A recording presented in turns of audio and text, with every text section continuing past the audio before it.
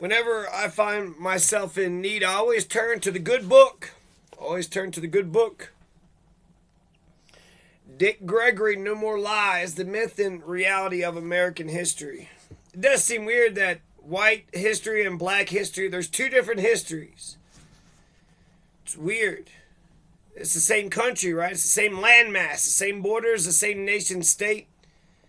And yet, if you're one particular group of people, you got a different history than a different group of people. You'd think American history would encapsulate, encompass all of the people and all their histories. If any one man can be said to have kept the American Revolution alive with words, that man was Thomas Paine. This is Dick Gregory paying homage to Thomas Paine. I want to say Dick Gregory may be the first black man to run for president, 68 or 72. Yet Thomas Paine's life is a tragic reminder of how quickly men turn against their former heroes and of the price one must pay for being consistently dedicated to his beliefs. In January 1776, Thomas Paine published a little old pamphlet by the name of Common Sense. You may have heard it. It was called Common Sense. 6 months later, the Continental Congress took the very course Thomas Paine recommended in his pamphlet, said Paine.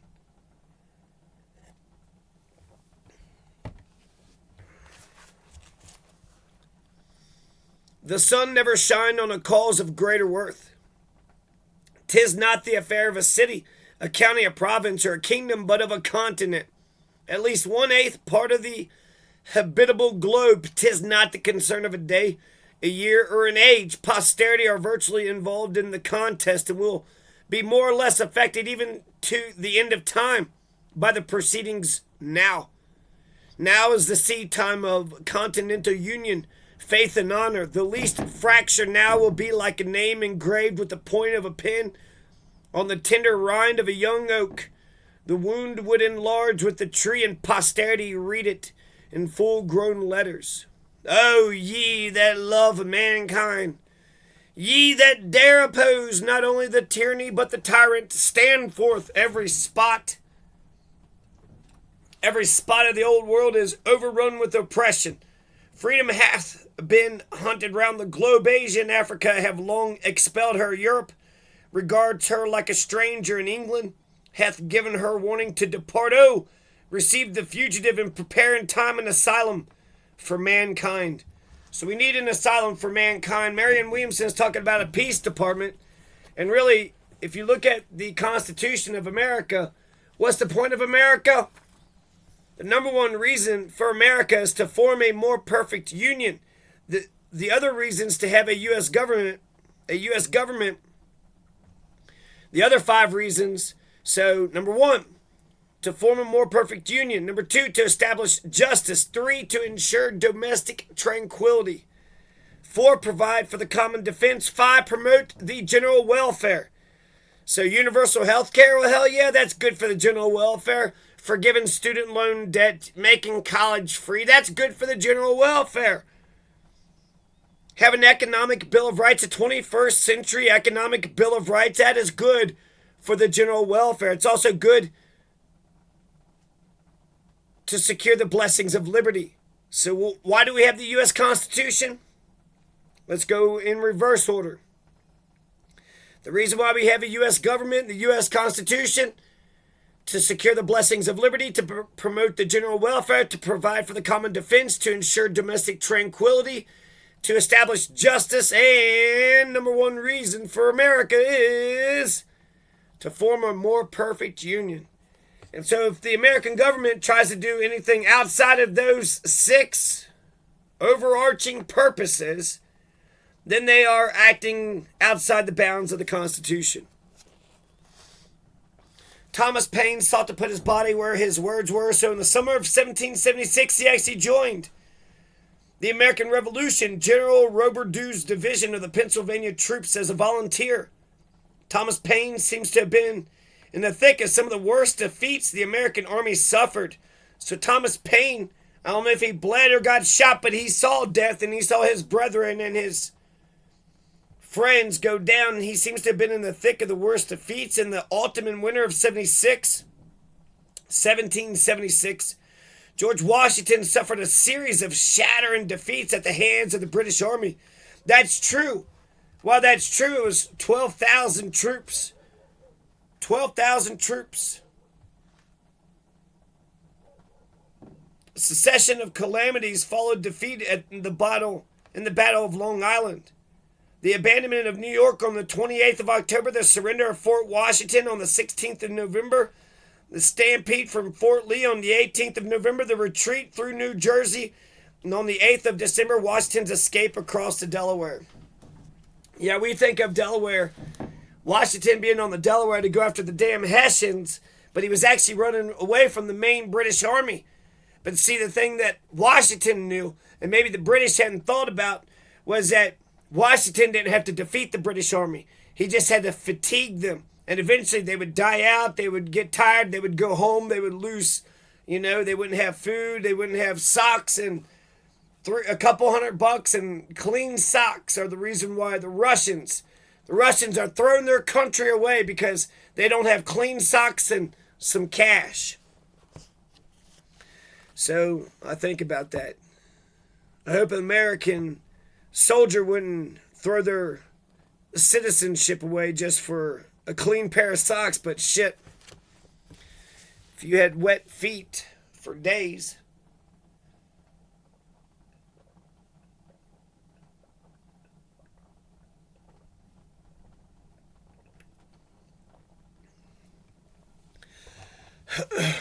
And I like my civil liberties so much that I'll put up with law and order, I'll put up with the rules, I'll put up with procedure. Law and order, rules, procedure. Why? Because I got the right to speak, the right to peacefully assemble, the right to a jury trial, the right to a speedy jury trial, the right to a fair and even-handed jury trial.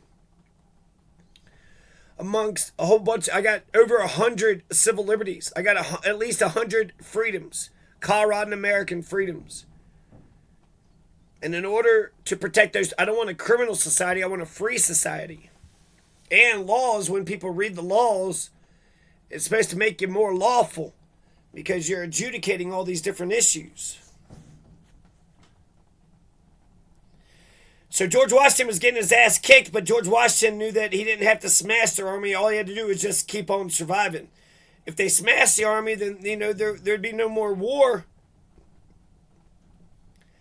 But it was important for them to keep alive. And so he didn't cross the Delaware to smash the Hessians. They were over there. But he escaped the main British army. A British letter writer among the enemy troops says that the rebels fled like scared rabbits from Fort Lee, leaving behind some poor pork, a free greasy proclamations, so pieces of paper with grease on it, pork, and some of that scoundrel common sense man's letters. So the American Revolutionary, Thomas Paine wasn't just a revolutionary, but he was like the spirit of the revolution. He was the spirit animal of the revolution, which we can read at our leisure now that we've got one of the impregnable redoubts of Mr. Washington's to quarter in. So they're saying that Mr. George Washington had a very awesome HQ, but he had to fucking flee from his HQ. Washington's troops were haggard and morale was down. The weather was cold. Defeat was bitter. The spirit of the revolution needed encouragement. Thank God for Thomas Paine. Thomas Paine wrote the words of much needed encouragement. These are the times that try men's souls. These are the times that try men's souls. These are the times that try men's souls. Marianne Williamson quoted Thomas Paine. The summer soldier and the sunshine patriot will in this crisis shrink from the surface of their country, but he that stands it now deserves the love and thanks of man and woman Tyranny, like hell, is not easily conquered, yet we have this consolation with us that the harder the conflict, the more glorious the triumph. What we obtain too cheap, we esteem too lightly. If there be trouble, let it be in my day, that my children may have peace. It is dearness only that gives everything its value. Heaven knows how to put a proper price upon its goods, and it would be strange indeed if so celestial an article as freedom should not be highly rated. Then Thomas Paine issued such a call to battle that would almost bring slain patriots back to life. Up and help us. Lay your soldiers to the wheel. Better have too much force than too little. When so great an object is at stake, let it be told to the future world that in the depth of winter, when nothing but hope and virtue could survive, the city and country, alarmed at one common danger, came forth to meet and repulse it. It matters not where you live or what rank of life you hold. The evil or the blessing will reach you all. The heart that feels not now is dead. The blood of his children will curse as cowardice, who shrinks back at a time when a little might have saved the whole and made them happy. I love the man that can smile in trouble, that can gather strength from distress and grow brave by reflection. 'Tis the business of little minds to shrink, but he whose heart is firm and whose conscience approves his conduct will pursue his principles unto death. It is the madness of folly to expect mercy from those who have refused to do justice. By perseverance and fortitude, we have the prospect of a glorious issue. By cowardice and submission, the sad choice of a variety of evils, a ravaged country, a depopulated city, habitations without safety and slavery, without hope, our homes turned into barracks and baldy houses for Hessians and a future race to provide for, whose fathers we shall doubt of. Look on this picture and weep over it. If there yet remains one thoughtless wretch who believes it not, let him suffer it unlamented. Let him suffer it unlamented. Thomas Paine would never accept defeat, nor would he tolerate anyone else among his fellow patriots becoming discouraged after losing a battle. Once after a defeat in battle, Thomas Paine exhorted, those who expect to reap the blessings of freedom must like men undergo the fatigues of supporting it. The event of yesterday was one of those kind alarms which are just sufficient to rouse us to duty without being of consequence enough to depress our fortitude. It is not a field of a few acres of ground, but a cause that we are defending. And whether we defeat the enemy in one battle or by degrees, the consequence will be the same. We have always been masters of the past push, and always shall be while we do our duty. Shall a band of 10 or 12,000 robbers, who are this day 1,500 or 2,000 men less in strength than they were yesterday, conquer America or subdue even a single state? 10 to 12, that's all they had. The British only had 12,000 people. So if you can get an army of 12,000, you can fight the biggest empire in the world. The thing cannot be done unless we sit down and suffer them to do it.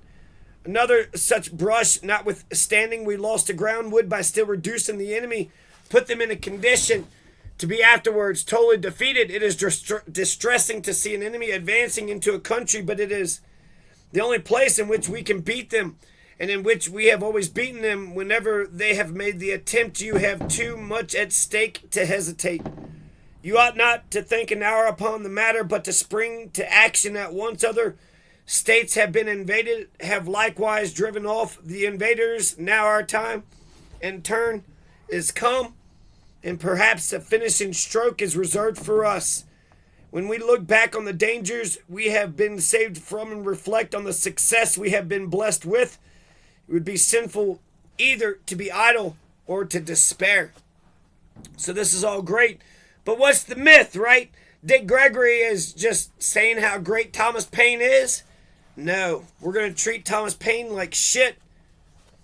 When the final victory was won in the American Revolution, Thomas Paine again used his pen to celebrate the successful revolution and to caution of the dangers that lay ahead in making a new government work. The times that tried men's souls are over, and the greatest and completest revolution the world ever knew, gloriously and happily accomplished. But to pass from the extremes of danger to safety, from the tumult of war to the tranquility of peace, though sweet in contemplation, requires a gradual composure of the senses to receive it.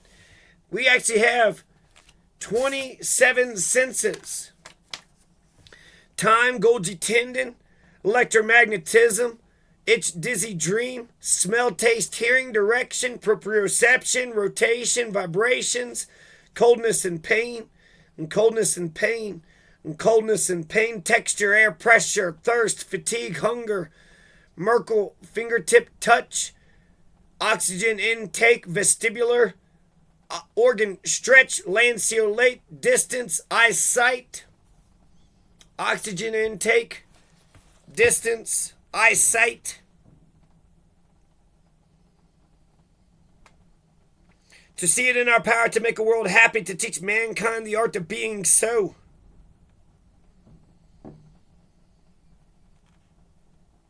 What?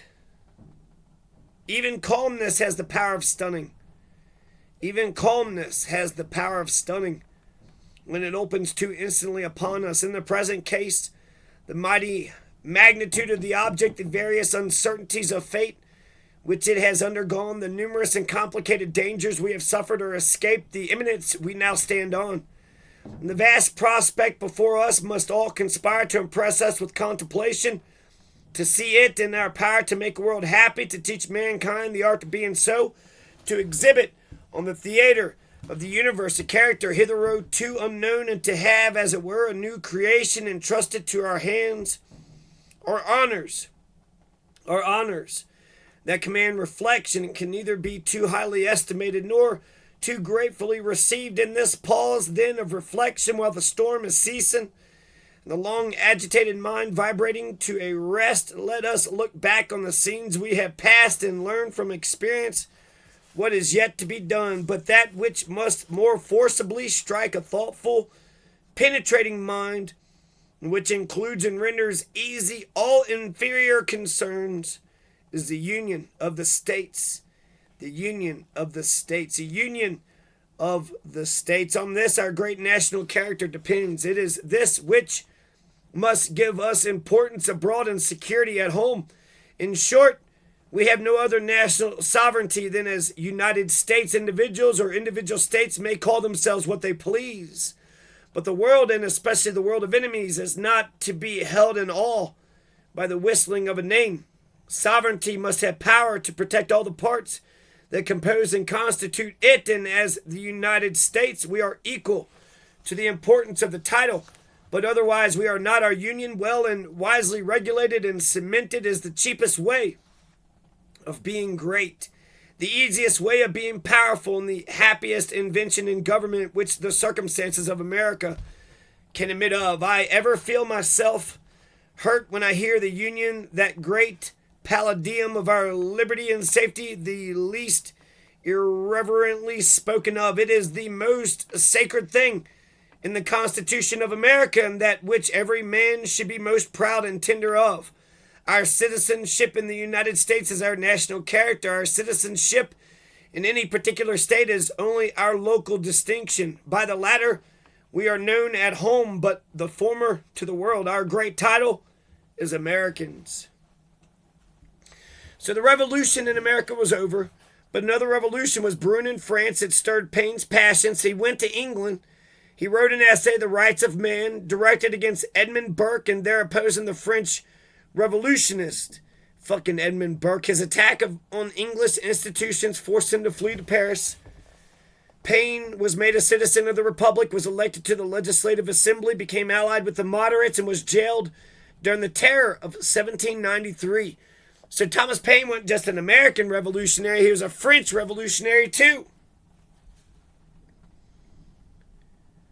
While in jail, Thomas Paine wrote The Age of Reason, which was seen as an attack on the Bible by many religious folks in America. Thomas Paine lost all favor with George Washington when he wrote a letter to him ending, "As to you, sir, treacherous in private friendship As to you, sir, treacherous in private friendship and a hypocrite in public life, the world will be puzzled to decide whether you are an apostate or an impostor, whether you have abandoned good principles or whether you ever had any. Washington was a slaveholder. Thomas Paine had always hated the infernal traffic in Negroes. He had kept quiet on the subject during the Revolution in America for fear of ruining everything.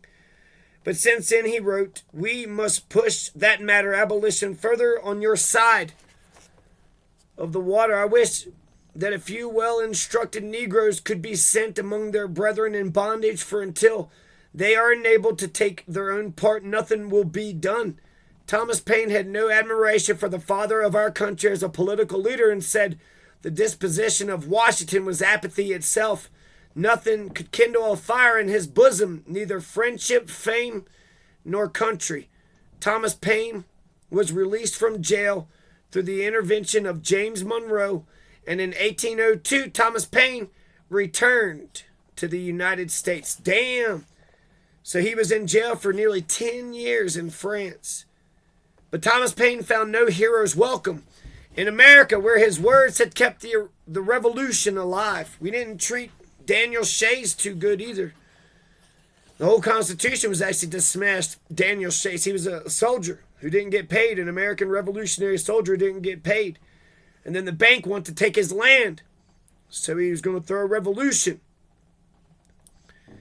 But I guess George Washington was all revolutioned out. He's like, God damn it, another fucking revolution. We just fought a revolution. Now we got to fight another revolution?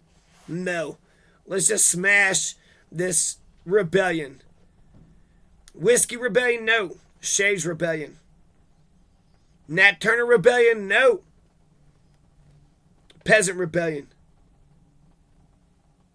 It's an airplane. I can hear it. 2 decades had passed and America was becoming a settled government of parties and factions. Thomas Paine's radical free thinking was feared by politicians, considered dangerous. Thus, he was accused of atheism, cowardice, adultery, and drunkenness. You damn adulterous drunk. You cowardly atheist, you. Thomas Paine settled down on a farm near New Rochelle, New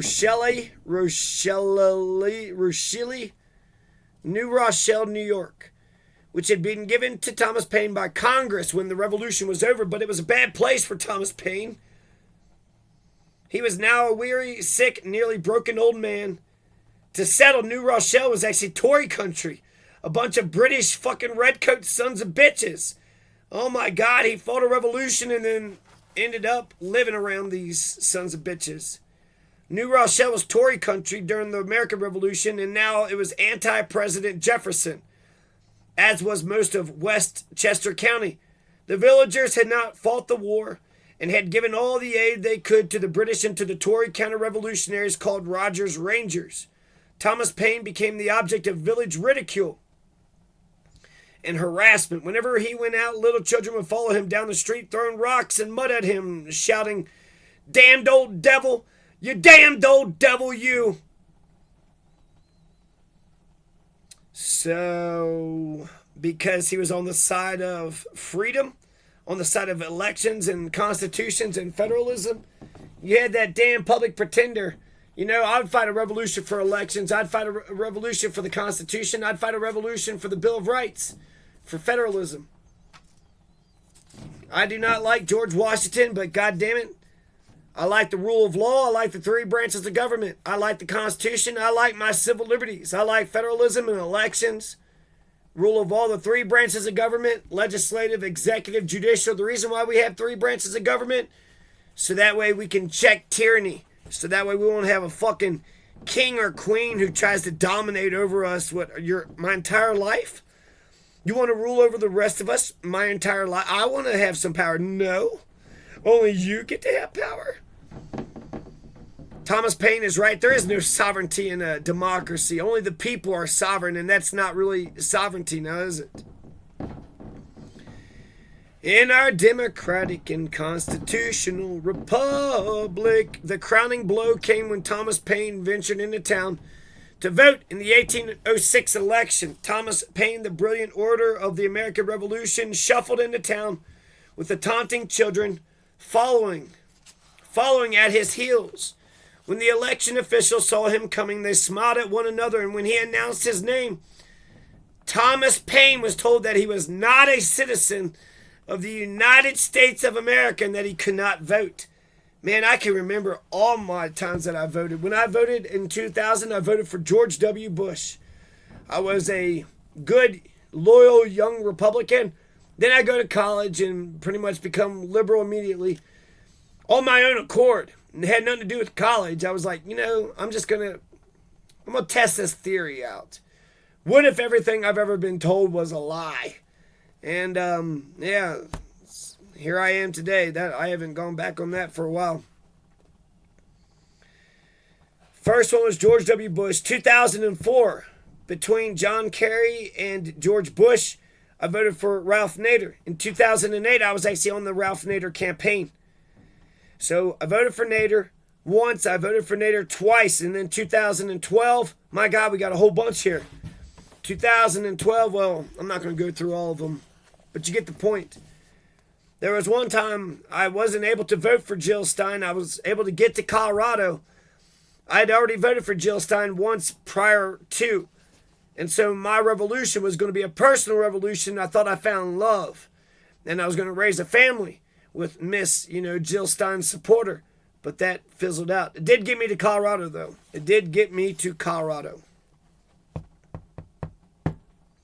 But Green Party, Cynthia McKinney, Ralph Nader, Jill Stein. I didn't vote for Howie Hawken. Last time I voted for a socialist, Gloria something. I didn't get my Bernie Sanders, but I was able to vote for a socialist. So I guess, a protest vote. I didn't vote for the two main people. It's because I believe that give me something to vote for. I'll do my duty and vote, but I'm going to vote for something, not against anything. That's why Marianne Williamson, when she says it's all about love, it is all about love. And in America, it's about justice and tranquility and the common defense and the general welfare. It's about protecting our civil liberties. It's about perfecting to form a more perfect union.